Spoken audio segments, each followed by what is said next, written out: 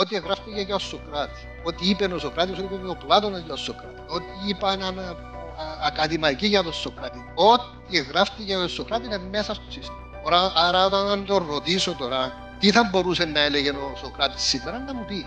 Ίσως ξέρει παραπάνω για τον Σοκράτη από ό,τι είδος ο Σοκράτης. Και σκεφτείτε τώρα ότι τούτον ισχύει πάντα. Δηλαδή, μπορεί να του πούμε τι θα έγραφε ο Μπετχόβεν στη 10η σύμφωνη, να μας το κάνει. Και θα είναι ένα τέλειο, θα είναι σαν που και το γράψει Τζίνος. Διότι έμαθε τα πάντα για το.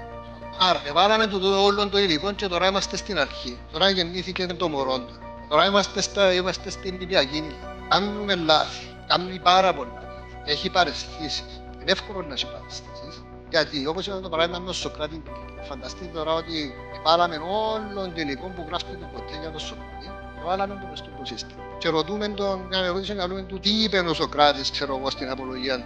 Πολλά εύκολα μπορεί να παρουσιάσει μια πληροφορία που είναι ο Σοκράτης. Αλλά κάποιος άλλος, ίσως ακαδημαϊκός, ίσως κάποιος άλλος που ανάλυσε τον Σοκράτη και να θεωρήσει ότι το πράγμα είναι σωστό.